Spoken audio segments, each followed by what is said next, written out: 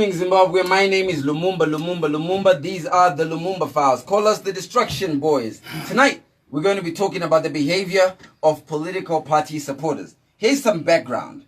I have obviously begotten son of God, son of son in the studio. Say hi to the people. Yo, what up, everybody? I am so happy to be here today. Our topic is lit. Good, and I'll introduce our other guest in a minute. But let me give you some background and some context. I've been in politics for a minute now. And I can remember about 10 years ago, 11 years ago, 2008 particularly, I was a young person, one of the youthies in ZANU-PF in 2008. The most violent election this country had ever experienced. ZANU-PF was a violent political party. We specialized in violence. However, you move to today, you now have a situation where the political violence that was exercised by young people in ZANU-PF then is now being exercised by young people in MDC today.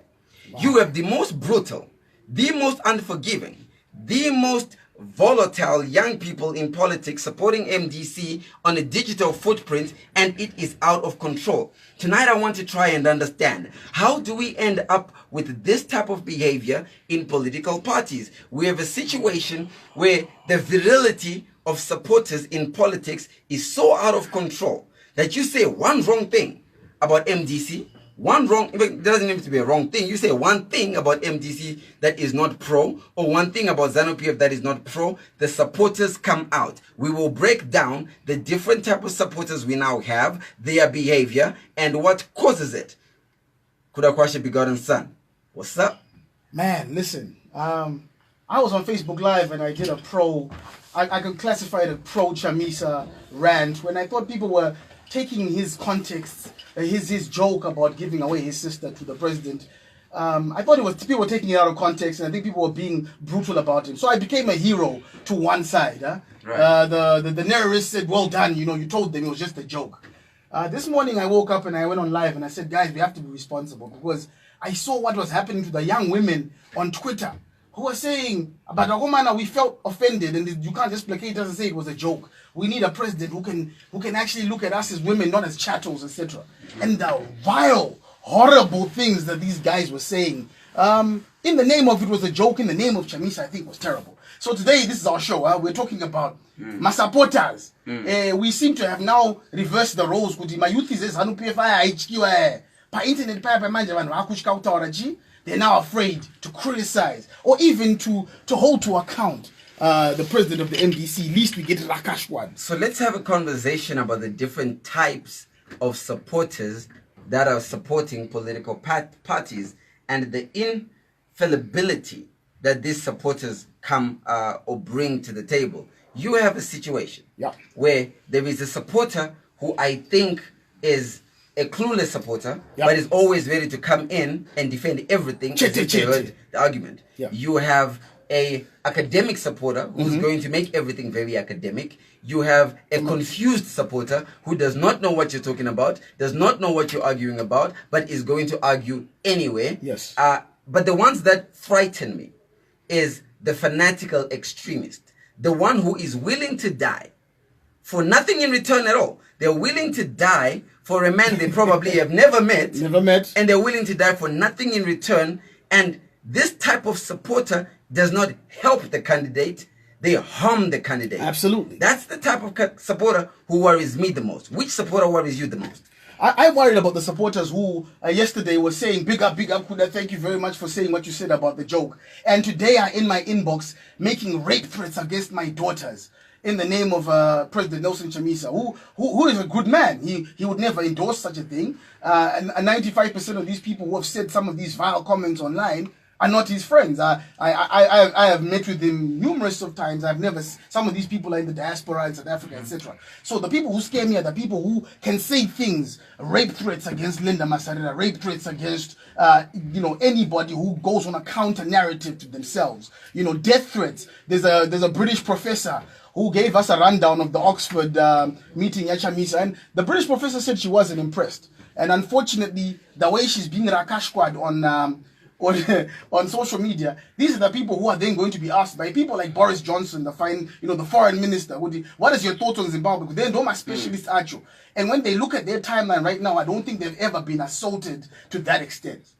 what causes this? I can tell you, when I was much younger in ZANU-PF youth structures, when we began to godify Robert Mugabe, Robert Mugabe became a god because we did not have anything else to base our support on. We were going through a phase where we couldn't find an intellectual argument to defend the rise of MDC. Right. So when Morgan Tsvangirai, the champion of democracy, was coming into the game, he was so strong, so unexpected, caught the party off guard, that the only way we could argue with anything he said was to beat him up. Yes. The only way we could argue, we couldn't find an intellectual argument to sell, so instead we sold the man Robert Mugabe, and we sold him with our fists. Right. This is what created the problem in ZANU-PF. What do you think has created the problem in MDC? I think it's learning from the best. My brothers and sisters who are supporters of the MDC have been brutalized over the years. We're all admitting that it's been a very difficult previous years in political history. And I think by learning some of these mechanisms and this bullying tactics, it's almost the virtualization of the ZANU youthies in the current crop of young MDC supporters. I'm not going to say all of them, but there is a very toxic, ugly bunch who are currently operating online who are very mean. Now, fairly, there's a bunch of people who are classified what they say ED, or the ED supporters, who are equally as passionate about their leader. And I've also seen them sometimes come out to Rakasha, but I'm not seeing the kind of vitriol and energy that I'm seeing with some of the MDC supporters. And I think it's because they outnumber the EDs on the online. So you know what concerns me the most is we have a situation where political parties are selling their manifestos. Yep. We should be interrogating these manifestos. ZANU-PF has put out its manifesto. MDC is putting out its manifesto this weekend. MDC Coupe and the other MDC will put out theirs. At no point are we having academic arguments about the content that is going to affect our price of bread. Instead, we have personal arguments about political personality. Well, about Ambi, bleaching skin, about whether it's a joke or not a joke, whether it's sexism, whether it's not sexism. We've totally lost the plot. We should be right now dissecting the nuances of these manifestos that affect our lives. You see, one of these parties is going to be in charge of our lives and our children's lives in literally the next 3 months. They're going to be the ruling party, one of these parties. And we're in a situation now where if we do not interrogate the ZANU-PF manifesto, and we don't interrogate the one that's coming, I mean, ZANU proxy, as you call them, they've got their manifesto coming. Coupe will be campaigning for ZANU-PF. She's bringing out a manifesto that says vote ZANU-PF. That's the end. That's the end goal. They're going to open the ceremony. They'll say, "Good, hello everyone." They'll probably say it in Ndebele, Njani, vote for ZANU-PF. Well, that's what they're doing. They're campaigning. By failing to consolidate with the others, they're absolutely campaigning for the other side. I want to bring our other guest into the studio, and we invited her specifically because we wanted to bring in a young undecided voter and find out how these trolls affect young voters. But before we get there, Kuda, I just want you to give me your insight on this. What should Nelson Chamisa be doing to either keep this going or to stop this? Because right now, I don't think this is helping him. What should he be doing to get a lead on, to put a lead on this? Well, I don't think the president has anything he can personally do. I think what he must do, though, is rein in his own top lieutenants. In the next Chamisa government, if it's possible, in the next 3 months, you will have people like Charlton Wende, Mofe Mkono in that building. And some of the inflammatory tweets that he puts out sometimes fuel the fire for some of the other supporters who are anonymous and living in different countries and cannot be tried or made to account for what they say. So I think if he reins in his own lieutenants, first of all, and if he also denounces the aggression and ugliness and preaches a more reconciliatory tone and gives us more policy issues, I think it will start to mold and shape the supporters going forward. I hope that's what he does anyway. You know, what I'm very clear, and I've been a big supporter. I've been watching Chamisa for a while now, and I've liked the guy over time. But it has been so easy now to make my decision that I may like the guy, but my God, we give these guys keys to State House, and we have this hooliganism going on. It is so frightening. We take a break. When we come back from the break, I'll open the lines, I'll read comments on Facebook, go to Acie Lumumba on Facebook or the Lumumba Files to contribute, and I want us to have a conversation to those who are undecided voters that does the behavior of political party supporters affect your decision-making matrix when it comes to who you're going to to vote for. We'll be right back. These are the Lumumba Files, and I am Lumumba, with the begotten son. We are the political disruptors.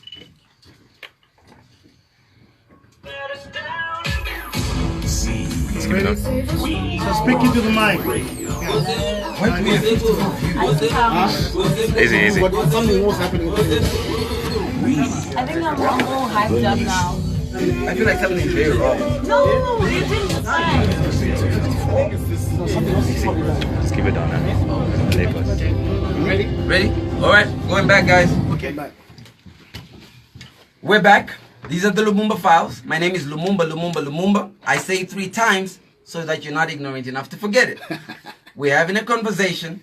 Does the behavior of political supporters affect voters? I have in the studio with me one of the girls who was very involved in raising her non-support of the comment that Nelson Chamisa made regarding his sister, who he was mortgaging to ZANU-PF's president, Emerson Mnangagwa. Welcome to ZiFM studio, Natalie. Hello, Acie, how are you? Good to have you. So tell me, you haven't voted before, you're a first-time voter. How does the behavior of ZANU-PF supporters or MDC supporters influence your decision-making process? Okay, basically, I am not for violence. So, judging from the attitude and the behavior that these young youths are portraying, I am terrified. I fear for the future and I fear for myself. When you want to participate, and I don't want it to look like we are bastardizing Nelson Chamisa. It's just that he is very topical at the moment. You should be glad we're talking about him, because that means he's making a lot of noise. When you participated in the conversation that was going on about what the comments he made about his sister. So let's maybe start with what was your impression of the comments, and then we'll go into how did the supporters react to the other comments that came out. How did you feel about his comment on mortgaging his own sister? Okay, Acie, I respect Nelson Chamisa as an advocate of the law. And I would like to believe that he knows well enough not to speak in public like that. Hence the statement, whatever you say shall or will be used against you. And in this case, I'd like to believe that he opened a platform for people to then come and analyze him as a person and criticize him as an aspiring president. I think the whole idea of him then baiting his sister was rather strange. Pertaining to the question that he had been asked, because initially he was asked how the MDC alliance would react if it lost the vote. So to me, he then now looks like Can I give some context though, please? So we can be fair to Advocate Chamisa and what he said. Go ahead. He said in a free and fair election, he has no chance that he will lose. He is so confident that if the current president gets 5%, he is willing to marry off. He don't pandrat young. I've got an 18-year-old sister who wants to get married. I found that an off-the-cuff, humorous joke. I didn't feel that he was objectifying my daughters or my wife or anything. Okay, I'm trying to be fair about this man. He's not a hateful man. Okay, Kuda. In my context, I now then look at him as the true reflection of the Iron Age Lobengula, who sold centuries of freedom for sugar. Because basically, Lobengula didn't sell. Listen, I would like to believe that each and every person has a right of choice. Right. And in this case, okay, what then does that say about Nelson Chamisa when it comes to gender mainstreaming? Let's look at the current government. There is lesser women in the government. Let's look at the delegation that went to Doha. There's no woman. Delegation of MDC that's in UK. There's no woman.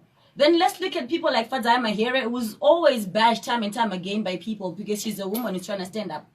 I am not all about supporting women in everything, in good or in bad, but basically I believe in gender equity. No, so of course. Hold on. So do you reckon that Nelson Chamisa's statements have an effect on gender mainstreaming or have an effect on barriers of entry for women to access politics?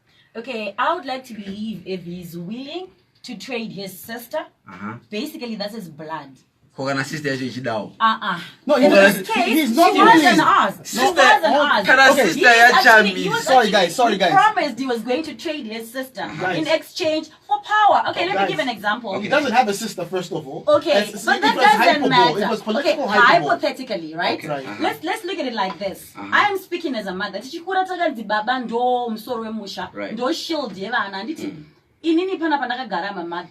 look at it like this.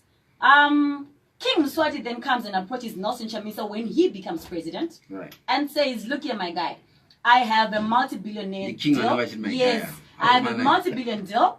Yeah, but I want 5 virgins in exchange. Are our daughters or our young sisters safe, considering that this guy even considered this in the first place? This is a Is hypothetical. it now Okay. butter trade Oh, season? God. We are Okay. past Iron Age. Now Right. that's okay, and this is exactly where the conversation begins to take its shape. Where so she has shared her view, whether her view is right or wrong, supported or not. The question then becomes, how do we react to that view? So I think if King Mswati wanted to give us $1 billion and we had to give up five of our sisters, we should give him 10. I think if Nelson Chamisa's sister wants to get married, if Nelson Chamisa wants to marry his sister to the president of the country, akangwara. Because if my sister, I will give my sister 2 to marry Emerson Mnangagwa if Emerson Mnangagwa is the president. I think the very concept of marriage by design, by creation, even if you look at it biblically, was to unite families. So if the concept is let's unite families by giving up my sister, there's nothing wrong with it. No, but but that's terrible. herein comes the conversation. Okay. The conversation is not about was what he did right or was what he did wrong. The conversation is about how do we tolerate our different opinions. And now you are going to get attacked, Natalie, right after what you've just said. Well, she's being attacked now on the Facebook Live. She's being called So- dumb. She's being told stupid ASS. Oh She's my being God. called shut the F up. Oh my God. These are various people who normally are very smart people, but are attacking you right now for your different opinion. I think this is where I jump in and I say, look, despite the fact that I felt that he wasn't being serious, I didn't feel the hyperbole was actually, I don't think he meant to his heart. As a leader of the biggest party, as a potential statesman, as an international statesman, I believe he should have apologized for the issue so we can move on from it. So we can understand the nuances and the issues that some women like yourself are facing. And I'm sorry that you're facing some of this abuse, but this is what is happening in our country. We are very polarized. And if people think that you're against their candidate, they are going to attack you in this way. Do you Okay, understand? so I then wonder where is the right to vote then? Do you like Nelson Do we Chamisa? actually have rights? Hey, hold I've on. always Do been you- for the notion chinja maitiro because I want change. Right. I am advocating for change. But after these chauvinistic remarks, I actually wonder where we stand as a country. Like, So where will you is our vote? future So will going? you Is vote it for the- the other side, or will you not vote? Is my question. Trying to ascertain, does the behavior of the supporters affect yours or does it not? Well, considering the way these people are now bashing everyone, it then makes you wonder what type of a government is going to come as soon as he gets into power, considering the people that are surrounding him are now becoming hooligans. It's Right. now so scary to say anything on social media, but it's actually supposed to be a platform where we air our views. I believe we live in a free and a fair country whereby there is no censorship of press and whereby we are allowed to speak out. I mean, Right. just last week we were bashing the VP, so why is it so hard for them? Got it. So Kuda, you've been on public record criticizing President Emerson Mnangagwa's cabinet, President Emerson Mnangagwa's decision, and his governance style, which would then make the natural assumption that should you have to make an syllogism on your vote, you're taking it somewhere else that is not to Emerson Mnangagwa. Absolutely. But here you are. Yep. You're not going to vote for ZANU-PF because you've been talking about everything you don't like about them, and then you go to the other side. You're in the process of running a campaign which has been involved in having conversations with the alliance, and you get there, and how has been your treatment on the other side? Has ZANU-PF treated you better? Okay, look, or has MDC treated you better? I need to be 100% honest here in what I'm going to say. Despite my strong anti-ZANU sentiments sometimes in my presentations, I have never had my wife threatened to be raped. I've never been threatened with death. And I've never really, during the Mugabe era, there's a lot of things that happened to us. We got taken away, we got beaten, a lot of things happened. But in the recent days, that's not been happening. Right. On the online vitriol that I'm facing right now, just for pointing out that we need leadership that can also admit that sometimes these comments can cause polarization and we must say sorry.